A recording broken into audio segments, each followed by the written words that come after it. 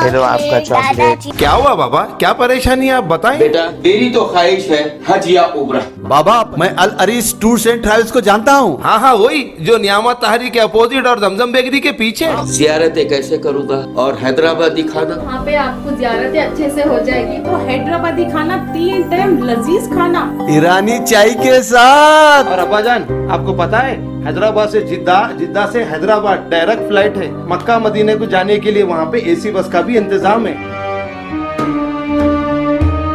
Al Aris tours and travels, आप भी तशरीफ लाइए। अस्सलाम वालेकुम नाजरीन, मैं मोहम्मद आजम RH9 न्यूज में आपका खैर मकदम। ये इमरजेंसी सिचुएशन है। आई रिपीट, ये इमरजेंसी सिचुएशन है। सिर्फ कुछ मील और फ्लाई कीजिए, एयरपोर्ट अब नजदीक ही है। कैबिन में आग लगी है, हमें हर हाल में इसी समय लैंड करना होगा। ATC और फर्स्ट ऑफिसर के बीच हुआ ये कन्वर्सेशन किसी के भी होश उड़ा सकता है। और अनफॉर्चुनेटली ये कोई इमेजिनरी स्टोरी नहीं, बल्कि एक सच्ची घटना है जो आज से 26 साल पहले घटी थी। अटलांटिक ओशन के ऊपर से उड़ रहे एक पैसेंजर प्लेन में अचानक से आग लग जाती है और प्लेन में मौजूद 229 लोगों पर मौत का खतरा मंडराने लगता है। अब आगे इस प्लेन के साथ क्या होता है और इन 229 लोगों की जान बच पाती है या नहीं, ये कहानी है स्विस एयर फ्लाइट 111 की, जिसे जानने के लिए वीडियो को अंत तक जरूर देखिएगा। तो चलिए स्टार्ट करते हैं। 2 सितंबर 1998 का वो दिन न्यूयॉर्क अमेरिका के John F Kennedy international airport पर शाम के करीब 7 बजे एक पैसेंजर प्लेन उड़ान भरने के लिए तैयार हो रहा होता है। स्विस एयर एयरलाइन की इस फ्लाइट 111 को न्यूयॉर्क से जिनेवा स्विट्जरलैंड के क्वांट्रेन एयरपोर्ट पर पहुंचना था, जो एक 8 घंटे की लंबी फ्लाइट थी। इस फ्लाइट के लिए 7 साल पुराने MC Donald Douglas MD-11 plane का इस्तेमाल किया जा रहा था, जो उस टाइम एक पॉपुलर प्लेन हुआ करता था। दरअसल इस प्लेन में फर्स्ट और बिजनेस क्लास पैसेंजर्स की सीट में इन फ्लाइट एंटरटेनमेंट सिस्टम लगा हुआ था, जिसकी वजह से ये काफी पॉपुलर हुआ था। इस सिस्टम की हेल्प से पैसेंजर्स इंटरनेट और अपनी पसंद की मूवीज और गेम्स वगैरह का आनंद उठा सकते थे, जो उस समय बहुत एडवांस चीज थी। और स्विस एयर दुनिया की उन चुनिंदा एयरलाइंस में से एक थी जिसने अपनी फ्लाइट्स में इस सिस्टम को इंट्रोड्यूस किया था। फ्लाइट की कमान 49 साल के कैप्टन उर्स जिमरमैन के हाथों में थी, जिनके पास 10,800 घंटों का फ्लाइंग टाइम एक्सपीरियंस था और इसमें 900 घंटों का एक्सपीरियंस उन्होंने MD-11 प्लेन को फ्लाई करते हुए हासिल किया था। स्विस एयर में करियर शुरू करने से पहले उर्स जिमरमैन एयरफोर्स में फाइटर पायलट भी रह चुके थे। उनके अलावा कैबिन में फर्स्ट ऑफिसर के तौर पर 36 साल के स्टीफन लो मौजूद थे, जिन्हें 4,800 घंटों का फ्लाइंग एक्सपीरियंस हासिल था। और उर्स जिमरमैन की तरह ही स्टीफन लो भी स्विस एयर को ज्वाइन करने से पहले एयरफोर्स सर्व कर चुके थे। दोनों पायलट्स के अलावा इस फ्लाइट में 12 फ्लाइट अटेंडेंट्स भी मौजूद थे। समय रहते ही इस प्लेन में 215 पैसेंजर सवार होते हैं और इसके साथ ही रिफ्यूलिंग करने के बाद प्लेन को पुश बैक करने का प्रोसेस स्टार्ट हो जाता है।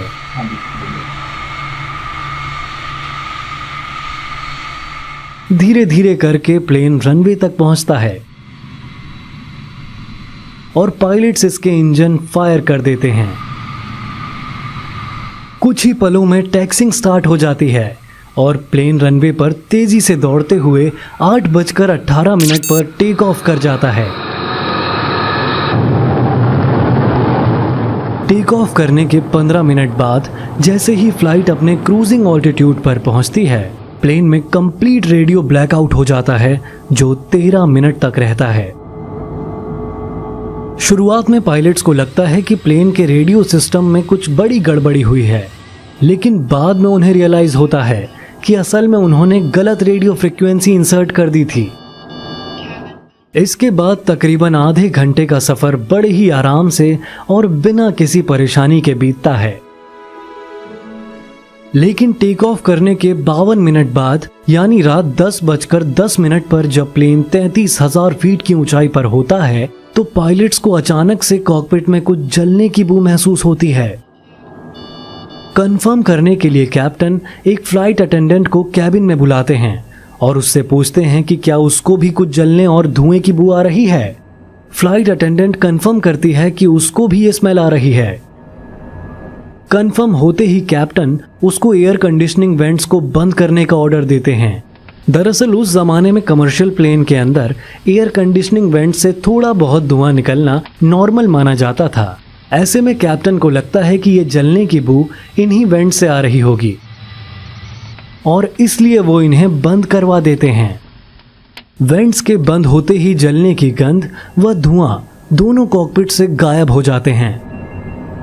हालांकि ऐसा सिर्फ 2 मिनट के लिए होता है, क्योंकि 2 मिनट बाद कॉकपिट एक बार फिर जलने की गंध और धुएं से भरने लगता है। अब कैप्टन को यह महसूस होता है कि प्लेन में वाकई कोई बड़ी गड़बड़ हुई है। ऐसे में दोनों पायलट्स मॉन्कटन एटीसी को पैन कॉल करने का निर्णय लेते हैं। बता दें कि पैन कॉल का मतलब ये बताना होता है कि प्लेन में कोई बड़ी गड़बड़ी हुई है। हालांकि फिलहाल प्लेन सुरक्षित है और इमरजेंसी सिचुएशन नहीं आई है। मौके की नज़ाकत को देखते हुए फ्लाइट 111 का क्रू डाइवर्जन लेकर बोस्टन के लोगन एयरपोर्ट में लैंड करने का डिसीजन लेता है, जो उनकी लोकेशन से सिर्फ 234 मील दूर था। कैप्टन इसके लिए एटीसी से बात करते हैं और बोस्टन में लैंड करने की परमिशन मांगते हैं। एटीसी की तरफ से जानकारी चेक करने के बाद कैप्टन को बोस्टन की जगह हैलिफैक्स स्टैनफील्ड इंटरनेशनल एयरपोर्ट पर लैंड करने का सुझाव दिया जाता है। हालांकि हैलिफैक्स उनके प्लेन से सिर्फ 67 मील की दूरी पर था। कैप्टन इस डिसीजन को लेने के लिए कुछ सेकंड्स का समय लेते हैं और कुछ जरूरी चेक्स करके वो हैलिफैक्स में लैंड करने के लिए राजी हो जाते हैं। इसके बाद मॉन्कटन एटीसी फ्लाइट 111 को गाइड करने की जिम्मेदारी हैलिफैक्स टर्मिनल एटीसी को सौंप देते हैं। हैलिफैक्स में लैंड करने के लिए एटीसी की कमांड को फॉलो करते हुए पायलट्स अब प्लेन को नीचे लाना शुरू कर देते हैं। फ्लाइट 111 को हैलिफैक्स एयरपोर्ट के रनवे 06 पर लैंड करना था, जिसके लिए एटीसी उन्हें 3000 फीट के ऑल्टीट्यूड पर आने के लिए कहता है। पर बहुत ज़्यादा डिस्टरबेंस होने की वजह से पायलट्स को एटीसी की ये बात ठीक से सुनाई नहीं देती है। एटीसी को कई बार अपनी बात रिपीट करनी पड़ती है, जिसमें कुछ सेकंड्स का समय जो बहुत ज़रूरी था वो खराब हो जाता है। तो एटीसी द्वारा फ्लाइट 111 को 3000 फीट के ऑल्टीट्यूड पर लाने की बात कही जाती है, लेकिन लैंडिंग के लिए कैबिन रेडी ना होने की वजह से पायलट्स प्लेन को 8000 फीट के ऑल्टीट्यूड पर रखना प्रेफर करते हैं। यहीं पर एटीसी उन्हें बताता है कि अब उनका प्लेन लैंड करने से सिर्फ 30 मील की दूरी पर है। इस पर क्रू की तरफ से जवाब दिया जाता है कि 30 मील बहुत कम है, उन्हें ऑल्टीट्यूड कम करने के लिए इससे ज्यादा थ्रेशोल्ड की जरूरत पड़ेगी। इसके साथ ही प्लेन को लैंड कराने के लिए क्रू एटीसी से फ्यूल डंप करने की भी परमिशन मांगता है। क्रू की इस रिक्वेस्ट पर हैलिफैक्स एटीसी प्लेन को सेंट मार्गरेट्स बे की तरफ टर्न करवा देता है, क्योंकि इस इलाके में फ्यूल को डंप करना सेफ था। और इस तरह से आगे बढ़ने पर पायलट्स को भी एयरपोर्ट तक पहुंचने के लिए 40 मील का रास्ता मिल जाता। क्रू के पूछने पर एटीसी की तरफ से बताया जाता है कि उनको प्लेन का फ्यूल समुद्र तट से 10 मील की दूरी पर डंप करना है। ये मैसेज कॉपी करके पायलट्स प्लेन को 10,000 फीट की ऊंचाई पर मेंटेन करके हैलिफैक्स की तरफ बढ़ जाते हैं। इसी बीच अननोन ओरिजिन से आने वाले धुएं के बारे में लिखी गई स्विस एयर चेकलिस्ट को फॉलो करते हुए प्लेन का क्रू कैबिन की पावर को ऑफ कर देता है, जिसमें कैबिन की सीलिंग में लगे रीसर्कुलेटिंग फैंस भी बंद हो जाते हैं। ऐसा होते ही ऑटो पायलट डिस्कनेक्ट हो जाता है, जिसके बारे में फर्स्ट ऑफिसर एटीसी को इन्फॉर्म करता है और उन्हें बताता है कि उन्हें अब ये प्लेन मैनुअली फ्लाई करना होगा। इस पर एटीसी की तरफ से उन्हें 5000 से 12000 फीट के बीच फ्लाई करने की परमिशन दे दी जाती है। ये कॉन्वर्सेशन पूरी होते ही कैबिन में लगी आग फर्स्ट ऑफिसर की सीट के ठीक पीछे पहुंच जाती है। आग देखकर कैबिन में अफरा तफरी मच जाती है और first officer full emergency declare कर देते हैं। फर्स्ट ऑफिसर एटीसी को बताते हैं कि उन्हें फ्यूल डंप करके तुरंत लैंडिंग करनी होगी। कुछ देर बाद एटीसी क्रू से कहता है कि फ्लाइट 111 अब आप अपना फ्यूल डंप कर सकते हैं। लेकिन कई बार अपनी बात दोहराने के बाद भी एटीसी को फ्लाइट 111 से कोई रिस्पॉन्स रिसीव नहीं होता, क्योंकि आग की वजह से प्लेन का ट्रांसपॉन्डर फेल हो चुका होता है और अब इस प्लेन को सिर्फ रेडार की हेल्प से ट्रैक किया जा सकता था, जिसमें प्लेन के ऑल्टीट्यूड की कोई जानकारी एटीसी को नहीं मिलने वाली थी। करीब 10:30 बजे प्लेन के इंजन में आग लगने का अलार्म बजता है, जिसे सुनकर फर्स्ट ऑफिसर उस इंजन को बंद कर देते हैं। लेकिन उनके ऐसा करने की वजह से प्लेन के थ्रस्ट में इम्बैलेंस हो जाता है, जिससे प्लेन दाईं तरफ झुकने लगता है। इस समय प्लेन के कैबिन में धुआं पूरी तरह भर चुका था और पायलट्स को सामने कुछ नजर नहीं आ रहा था। साथ ही ऑटो पायलट भी काम नहीं कर रहा था, जिससे कि वो एयरपोर्ट की तरफ नेविगेट कर पाएं। ऐसे में पायलट्स अंदाजे से ही प्लेन को नीचे लाते हुए आगे की तरफ बढ़ाना जारी रखते हैं।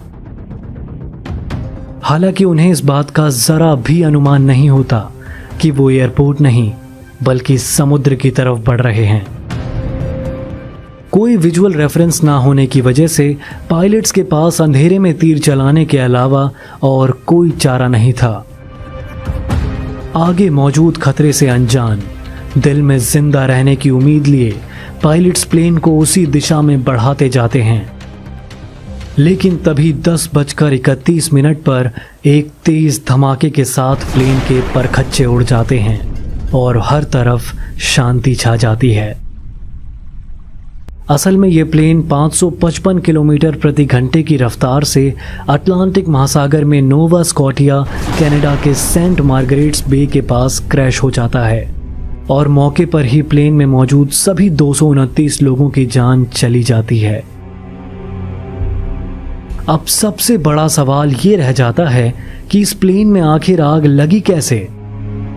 इन्वेस्टिगेशन शुरू होती है और उसमें जो सामने आता है उसे जानकर सबके होश उड़ जाते हैं। दरअसल इस प्लेन में ये आग उसी एंटरटेनमेंट सिस्टम के हीट होने की वजह से लगी थी जो स्विस एयर फ्लाइट्स का सबसे अट्रैक्टिव फीचर था। जांच में ये पाया गया कि इस एंटरटेनमेंट सिस्टम को ठंडा रखने के लिए किसी तरह की एंटी हीटिंग का इस्तेमाल नहीं किया गया था और इसी छोटी सी गलती की वजह से इतना बड़ा हादसा हो गया। इन्वेस्टिगेशन में यह भी सामने आया कि कैबिन की पावर को ऑफ करना ठीक नहीं बल्कि खराब डिसीजन था, क्योंकि इसकी वजह से कैबिन में हीट और धुआं और भी ज्यादा तेजी से बढ़ने लगा था।